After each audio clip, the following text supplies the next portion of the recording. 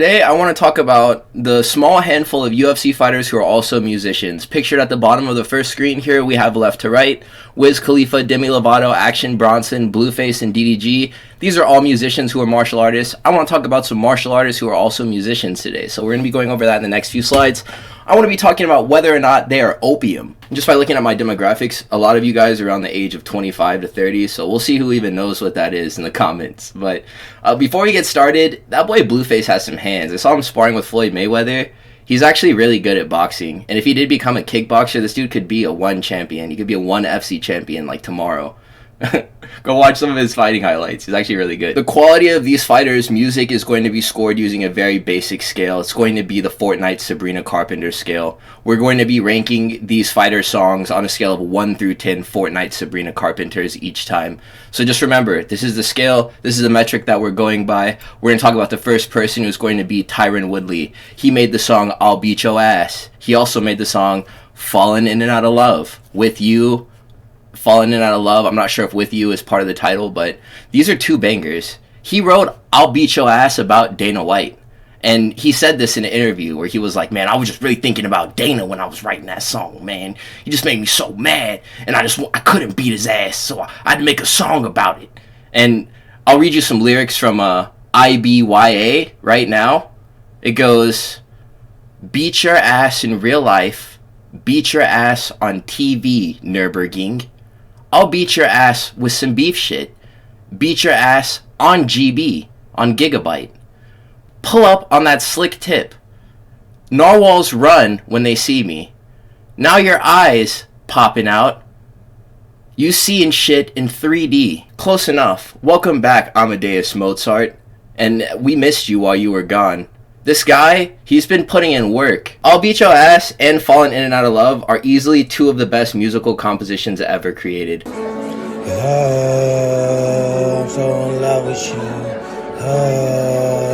I'm so done with you. But I'm still in love with you. Falling in and out of love. Woodley hasn't beat anyone's ass since he released I'll Beat Your Ass, though. And he's walked out to that song every single fight. Against Covington, I think he walked out to that song. Against Jake Paul in the second fight, whenever he got sparked, pictured there, he listened to that song. People want to say that Tyron Woodley lost his spark whenever he got his black belt, and that brown belt Woodley was the apex of his career. But I think that the curse is actually attached to the release of this song. I'll Beat Your Ass was kind of like the nail in the coffin. I think that he made this song right before the Usman fight, before he went on that crazy skid. Because he didn't win a single fight after the Usman loss. Both of these songs are easily worthy of 10 Fortnite Sabrina Carpenters out of 10. I'm not sure if you can call yourself a fan of this sport, never having heard either of these songs. So I will link both of them in the description. This is music you can cry to. This is music you can serenade your woman with. This is music you can make love to. This is music you can go for a run and listen to. This is music you can study and relax while listening to. Khalil Rountee is the next entry on this list. He created a Shabuzi parody about getting dropped off by Alex Pereira. That one song, Tipsy, by him. To the damn core. Oh my, face hurts. Someone tell them that my double leg is pretty. And my grappling is so damn tricky. Every time I land a punch, you're on Queen Street. Everybody at a punch getting tipsy. The lyrics of this parody are painfully corny, and the first listen made my eyes water from secondhand embarrassment. This guy still had a heavily scarred face from the Alex Pereira fight, so this was a sure reflection of the brain damage that he had taken. That and this Snapchat story he uploaded following the fight, where he was talking about when Alex Pereira started digging in me in the 4th round. This is a grown-ass man, bro. Like, I don't know why he making jokes like that. These sus jokes, bro, about getting dug in by Pereira. That's weird, bro.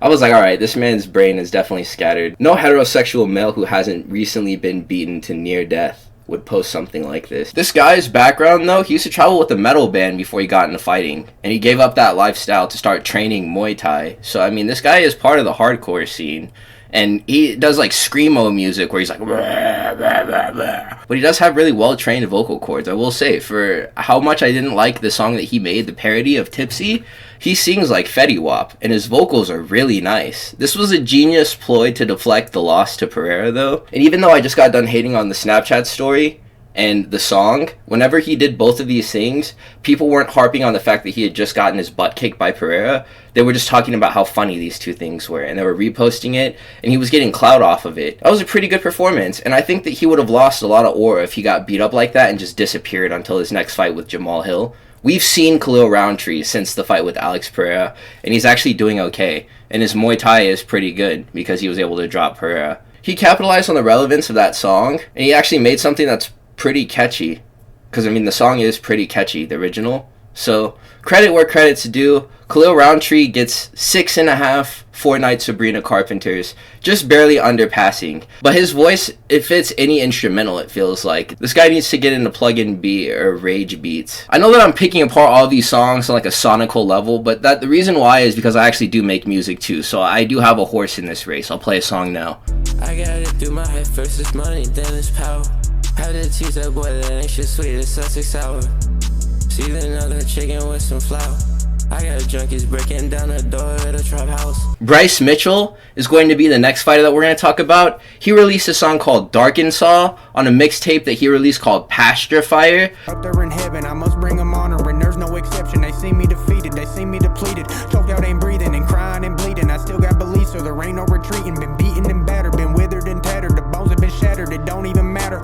This song in particular was the most well received out of all of them, just because it made the most sense. I'm sure that we could find some real Doogie Howser on that tape. This is a remix of No Complaints by the Migos. And on this beat, Bryce Mitchell is flowing with some real miracle, lyrical, spiritual, individual type flow. And even though this song is pretty weak, someone black definitely helped him produce this song. Because there's no way that he would have known about this instrumental had he not been hanging around with some brothers.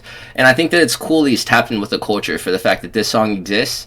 And like I said, someone who's of African American descent probably helped him out with the whole thing. Especially as he's battling the National Socialist allegations, this helps him out, I feel like. For people to be able to point to songs like this, like, no, he's not on that type of timing, bro. Look, he rapped over a Migos instrumental. The Painter would never do that.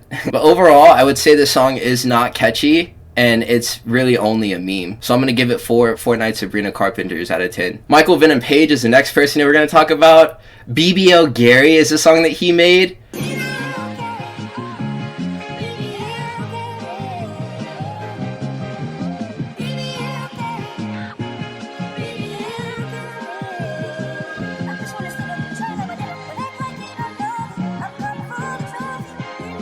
And he released this song 1 week before his fight with Ian Gary. It definitely deserved more people talking about it than he walked out to it, and it was a really funny ring entrance. MVP always has good ring entrances. He did the Undertaker thing in the Holland fight, and then for this fight, he actually walked out to this song, and it was like this huge thing. The crowd, he put the song out on YouTube, so the crowd had the ability to hear it and play it before he had walked out. I had listened to the song, I thought it was funny, and he was singing it in the pressers too. The music video on YouTube is a full-blown experience. So well edited, so well done.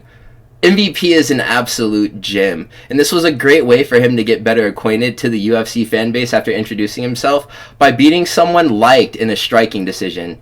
And that didn't really get him a lot of fans. Even though he won that fight and outstruck Kevin Holland, people like Kevin Holland and they don't like to see him lose decisions in striking matches. I feel like a lot of people were even bittered by the Wonder Boy fight and the way that went for Kevin Holland because they are just fans of his. So Ian Gary's reputation was just actively getting tarnished throughout this entire buildup of this fight.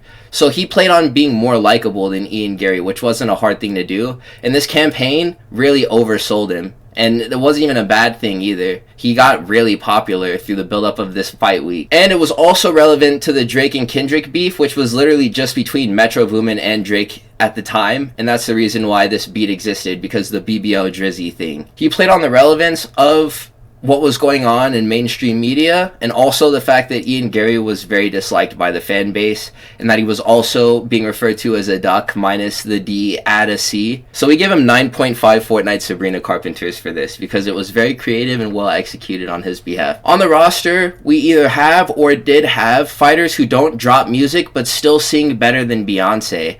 Alexander Volkanovski was clowning on Diego Lopez a while ago at the press conference because he said that he had an emo boy haircut. At the back and then at the front, it was just a whole different vibe. I started getting the, 'cause tonight will be the night that I will fall for you.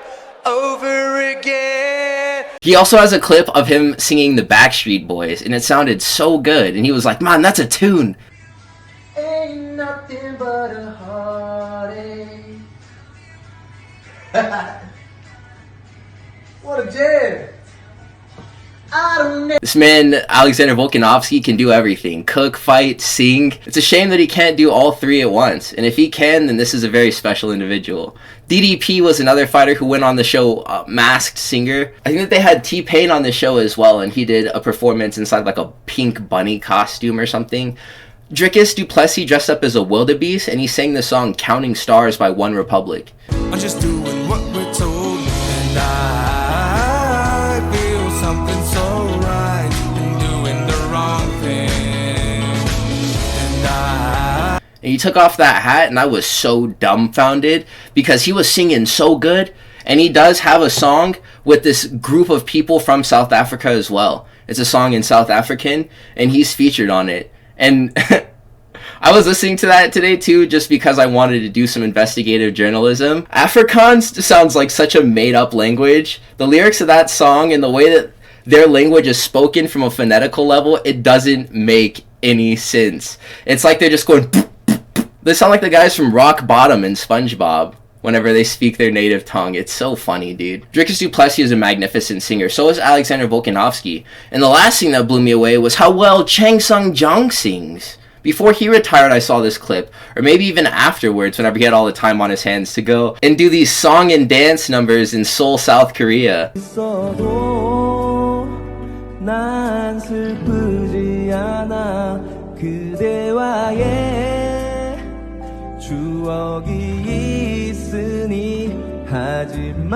This man TKZ owns the nightlife. He sang the Cranberries walkout song that is his song Zombie with Max Holloway whenever they linked up in Korea to train and like do media days for fans, and it sounded really good and stuff too. Korean Zombie was probably hammered in this video as well, and I just brought out his best performance on the mic. This one video though of him wearing the black suit and singing into a crowd of people is so magnificent and enchanting.